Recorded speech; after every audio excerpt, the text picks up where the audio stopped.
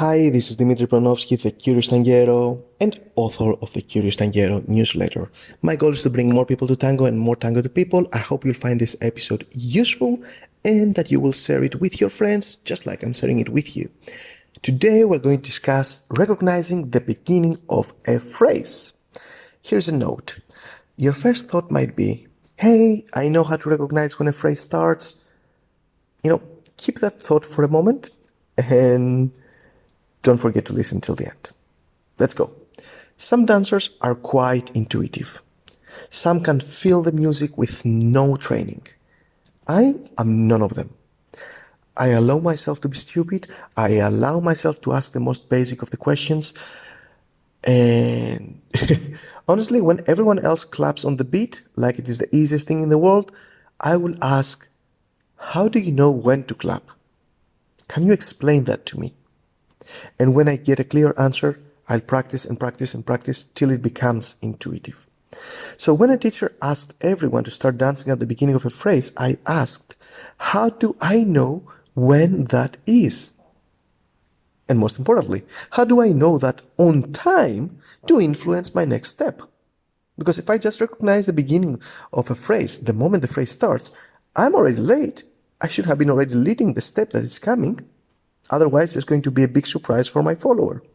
And I kept asking the same questions many times.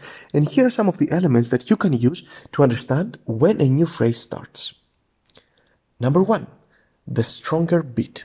Yep, if you can identify which one is the stronger beat, it will be easier to find the beginning of a phrase. Some songs have a very clear first beat. But if you want to actually dance the first beat of a phrase, if you wait till you hear it, it will be too late. Now, of course, you can start counting 1, 2, 3, 4, 5, 6, 7, 8 and repeat, and then know when the next phrase starts. Assuming that that phrase has 8 beats, which is not really true for a lot of tango dances. But let's keep this part. Where this approach fell short.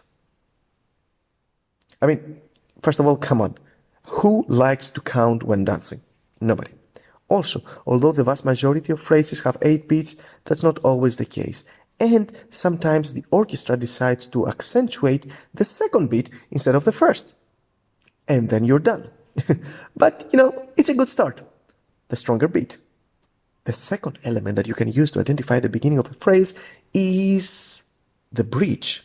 So if you don't know what a bridge is, or at least what tango dancers call a bridge, not tango musicians, the easiest bridges to hear are those little, piano notes you might hear at the end of a phrase. They're not part of the melody or the counter melody, nor part of the rhythmic bass, things that we discussed a little bit in the podcast about the tango musicality map. Sometimes, though, the bridge is played by other instruments too, so it's not uncommon to hear a violin playing one, for example. Moreover, not every phrase has a bridge at the end. So if you never had a class on bridges, definitely ask your teachers or join an online musicality program or ask somebody who can help you identify the bridges. For leaders that are over 55 years old and analytical thinkers, I would highly recommend Elaine Traitman's complete musicality course. I'm going to have a link around this podcast to find more information about her, and I have a link on the curioustangero.com/Argentine Tango webpage that you can check more information. It's a full, complete course that will, if you do that course, you will look at your dance that you used to dance and you'll be like, what the heck was I doing? I highly recommend it.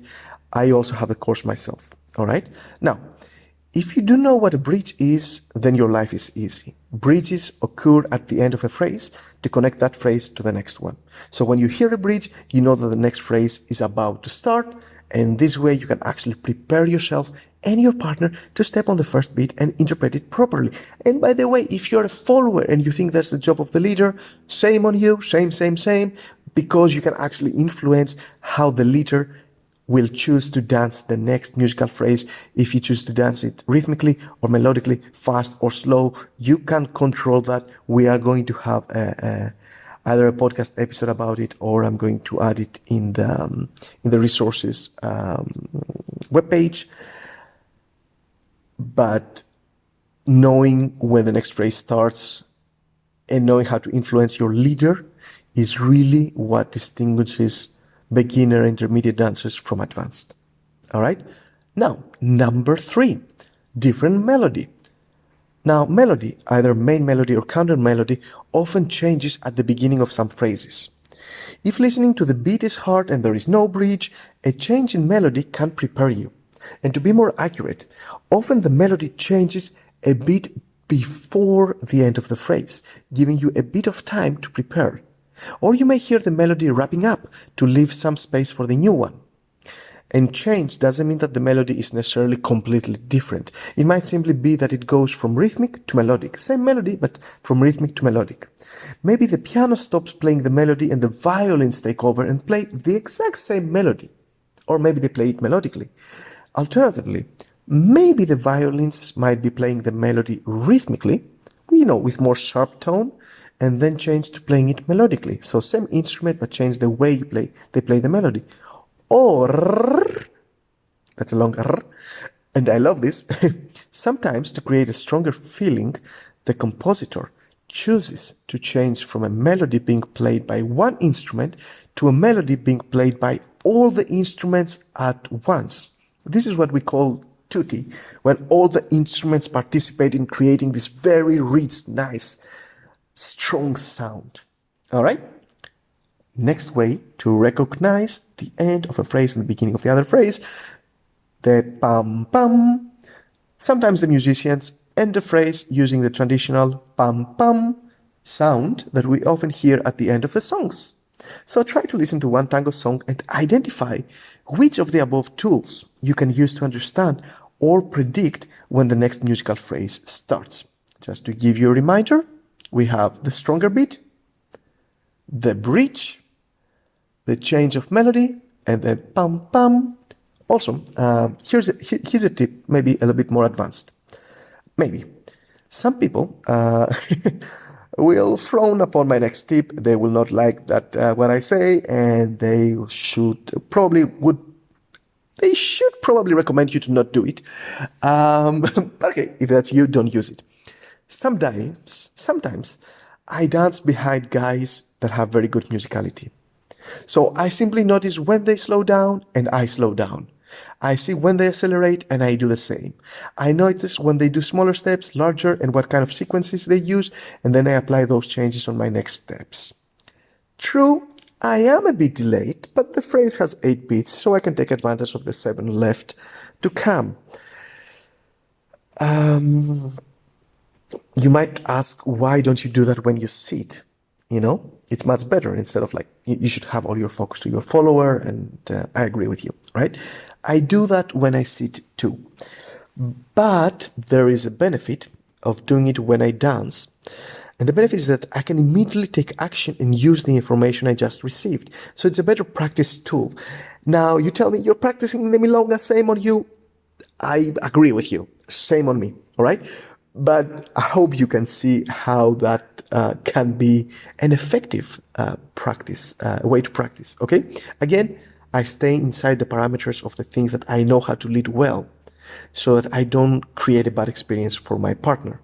So if I see that the person in front of me start doing smaller steps, I would do smaller steps. My partner has no way to understand that I got that information from outside. I might as well be listening to the music. So for her, the experience is not different. Or at least if I do it correctly, it's not different. Okay? So you can do that during practice sessions if you don't want to do it on the dance floor. We're going to discuss it in a while. But what about your partner? Shouldn't you be focusing on her? I will say this. When I dance, I try to connect with the floor, the music, my partner, and the other dancers. There are 4 layers of connection: floor, music, partner, and other dancers. So yes, a bit of my focus goes to a different direction. And it always does. I always pay attention to the other dancers around me. If I wasn't, I would be sending my follower on them, right? So my intention though is to create a more musical dance for her. And if the guy in front of me is really musical, many times that's exactly what happens. I feed from outside to improve the inside. Now, many people will say you should not practice on the dance floor, and I will say this. I haven't met a single person that can do a single step 100% perfectly. Every single step you take on the dance floor is flawed, has mistakes. Now, you might choose to do only steps that are at least 80% perfect or 90% perfect so that you guarantee a better experience for your followers, and that's great. When I learn from another person's dance on the dance floor, I don't experiment with steps I can't easily reproduce either. But I do allow myself to explore something new. I might lose on execution, but I win on musicality. It's a choice, safety versus freedom, comfort versus expression. It's not a yes or no, or at least that's my belief. Find where you feel comfortable along this line and enjoy your dance. Spend so much time on improving yourself that you have no time to criticize others. All right? Now, if you want to have a quite a fun time understanding phrases, I have a recommendation. There is a book called Hear the Beat, Feel the Music, written by James Joseph. It's not a tango book, right? Music is not tango, all right? You can find it on Kindle. It costs like $5. I'm going to put a link so in the resources page or somewhere around this episode so that you can find it, okay? But even if you don't want to buy the book, you can still go to the book's webpage. All right, scroll down a bit and you will find a wonderful collection of great music with short explanations that you can use to train your ear in listening to musical phrases. For me, the book is pure gold and a very, very, very, very fun way to learn. All right, if you enjoy what you learn in this episode, please don't keep it to yourself. Share it with others. Let's improve the whole tango community together. That's what social media and messaging apps are for. You're helping them, you're helping me.